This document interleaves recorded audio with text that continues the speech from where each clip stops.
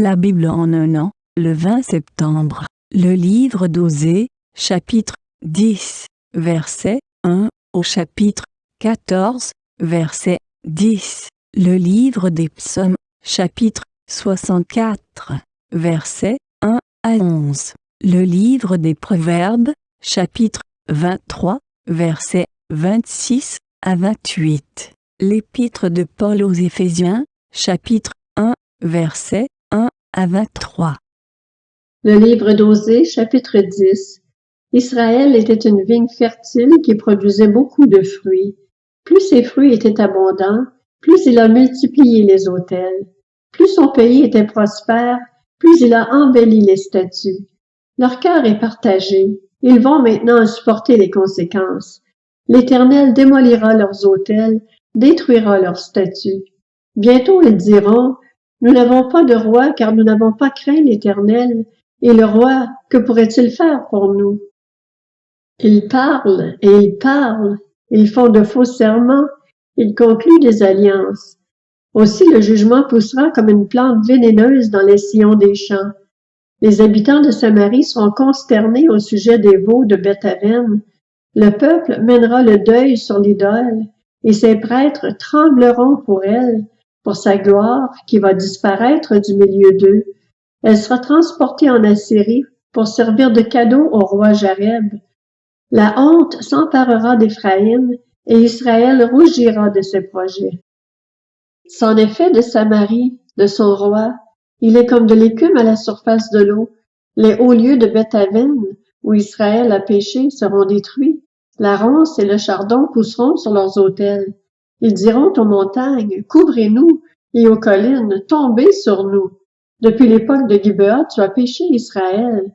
Ils en sont restés là, et la guerre contre les méchants ne les atteindrait pas à Gibéa.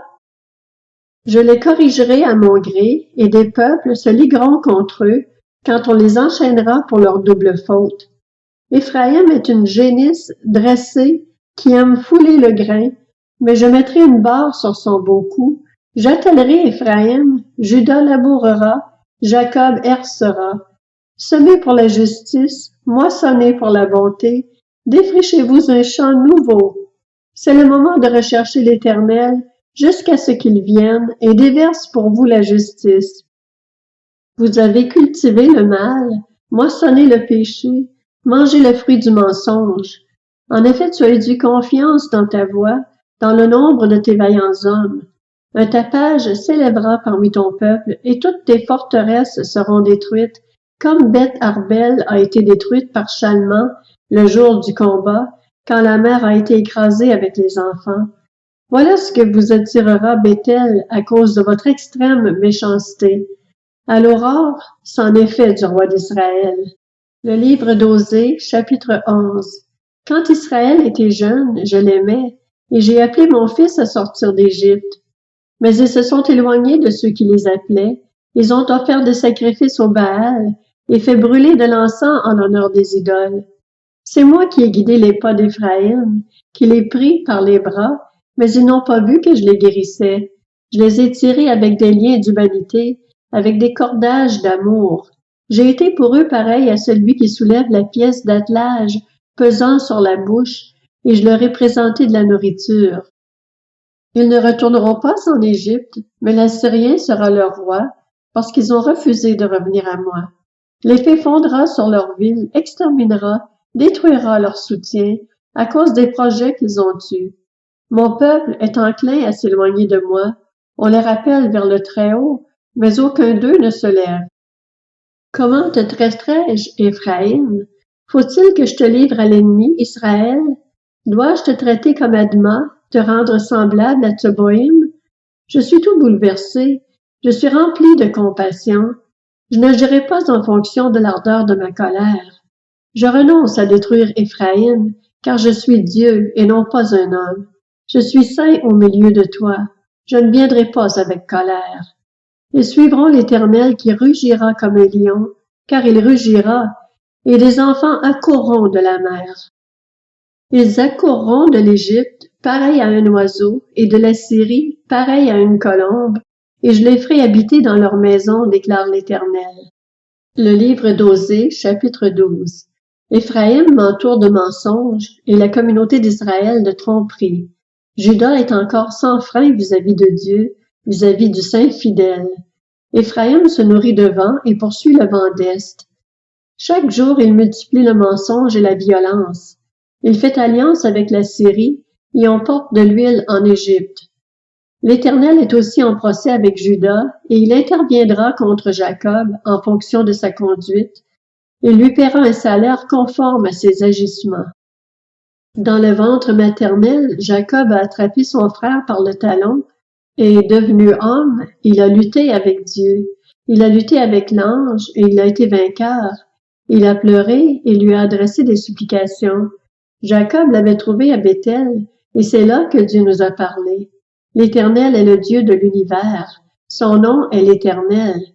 Et toi, reviens à ton Dieu, garde la bonté et la justice, et espère toujours en ton Dieu. Éphraïm est un marchand qui a dans sa main des balances fausses. Il aime tromper. Et il dit, en vérité, je me suis enrichi, j'ai acquis de la fortune, mais c'est entièrement le produit de mon travail. On ne trouvera chez moi aucune faute, rien qui soit un péché. Et moi, je suis l'Éternel, ton Dieu, depuis l'Égypte. Je te ferai encore habiter sous des tentes comme les jours de fête. J'ai parlé aux prophètes, j'ai multiplié les visions, et par les prophètes, j'ai proposé des paraboles. Si Galaad n'est que trouble, ils seront certainement réduits à rien. Ils sacrifient des bœufs à Gilgal. Même leurs autels seront comme des tas de ruines sur les sillons des champs. Jacob s'est enfui au pays d'Aram, Israël a servi pour une femme, et pour une femme il a gardé les troupeaux. Par un prophète, l'Éternel a fait sortir Israël d'Égypte, et par un prophète Israël a été gardé. Éphraïm a amèrement irrité l'Éternel. Son Seigneur rejettera sur lui tout le sang qu'il a versé, il fera retomber sur lui son mépris. Le livre d'Osée, chapitre 13. Lorsque Éphraïm parlait, c'était une terreur. Il était puissant en Israël, mais il s'est rendu coupable en adorant Baal et il est mort. Maintenant, ils continuent à pécher. Ils se font avec leur argent des idoles en métal fondu, des idoles de leur invention. Toutes sont l'œuvre des artisans. On dit à leur sujet, ceux qui offrent des sacrifices rendent hommage à des veaux. Voilà pourquoi ils seront pareils à la nuée du matin, à la rosée qui se dissipe très vite, à des brins de paille emportés par le vent hors de l'air de battage, à la fumée qui sort d'une fenêtre. Moi, je suis l'Éternel, ton Dieu depuis l'Égypte. Tu ne connaîtras pas d'autre Dieu que moi, et il n'y a pas d'autre sauveur que moi. Je t'ai connu dans le désert, dans une terre aride. Ils se sont rassasiés dans leur pâturage. Ils se sont rassasiés et leur cœur est devenu orgueilleux. Voilà pourquoi ils m'ont oublié. Je serai pour eux pareil à un lion, à une panthère. Je les épierai sur la route. Je les attaquerai comme une ours à qui l'on a enlevé ses petits, et je déchirerai l'enveloppe de leur cœur. Je les dévorerai comme une lionne. Les bêtes sauvages les mettront en pièces. Ce qui cause ta ruine, Israël, c'est que tu as été contre moi, contre celui qui pouvait te secourir. Où donc est ton roi? Qu'il te délivre dans toutes tes villes. Où sont tes juges, ceux auxquels tu disais, donne-moi un roi et des princes? Je t'ai donné un roi dans ma colère, je le reprendrai dans ma fureur. La faute d'Éphraïm est gardée, son péché est mis en réserve. Les douleurs de celle qui accouche viendront pour lui, mais c'est un enfant stupide qui, le moment voulu, refuse de sortir du ventre maternel. Je le libérerai du pouvoir du séjour des morts, je les rachèterai de la mort. Mort, où est ton fléau? Séjour des morts, où est ton pouvoir de destruction? Le regret se cache à mes regards. Éphraïm a beau prospérer au milieu de ses frères, le vent d'Est viendra, le vent de l'Éternel se lèvera du désert, mettra ses sources à sec et fera cesser de couler ses fontaines. On pillera le trésor de tous les objets précieux. Le livre d'Osée, chapitre 14. Samarie sera punie parce qu'elle s'est révoltée contre son Dieu.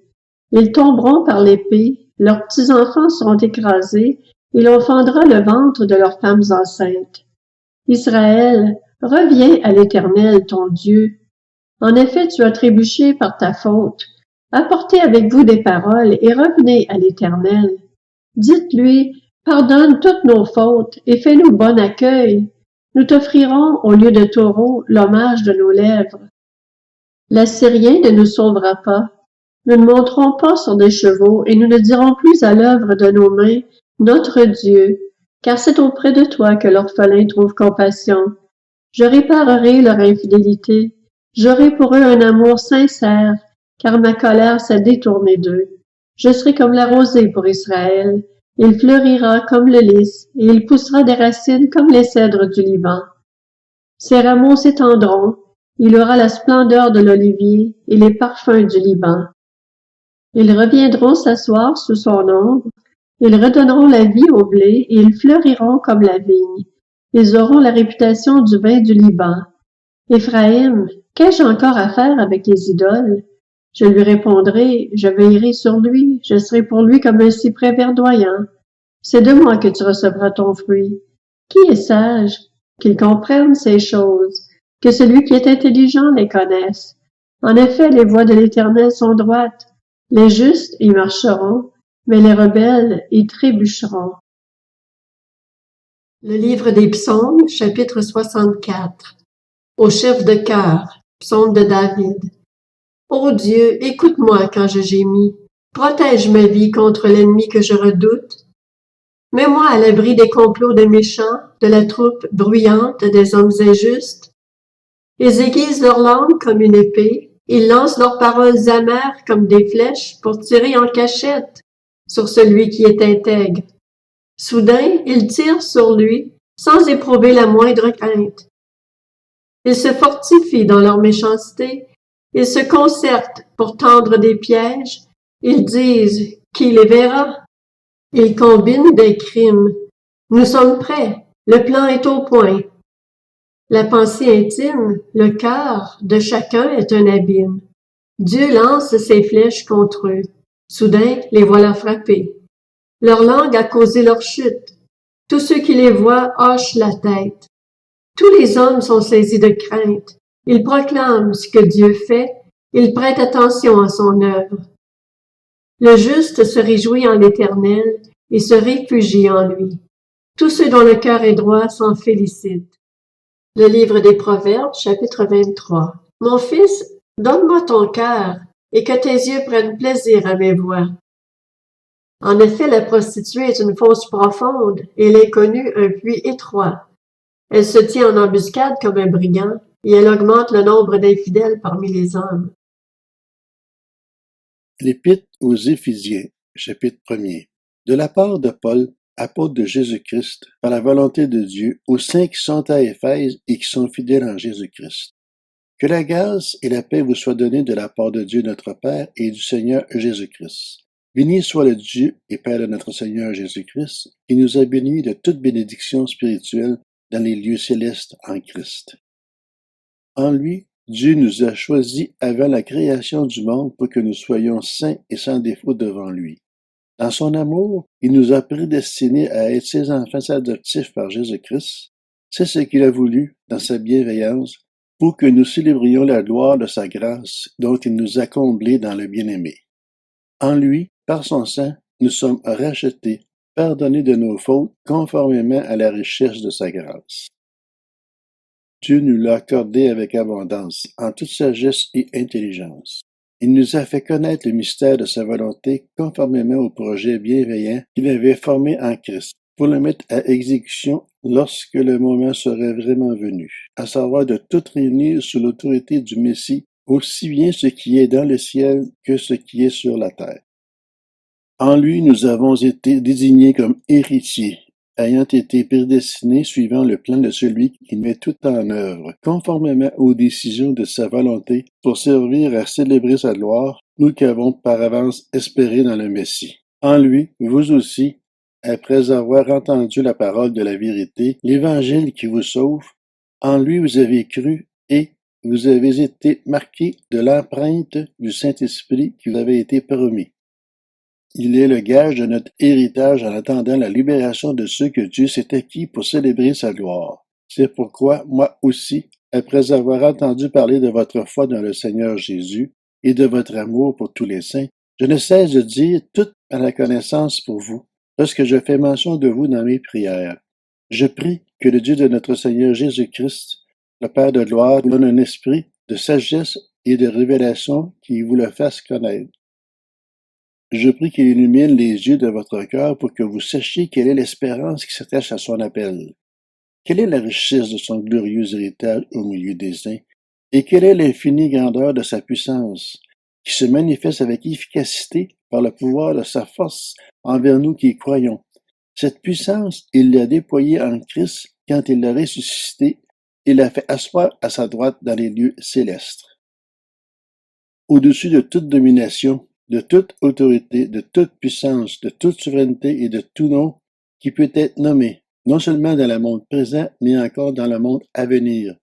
Il a tout mis sur ses pieds, et il l'a donné pour chef suprême à l'Église, qui est son corps, la plénitude de celui qui remplit tout en tous.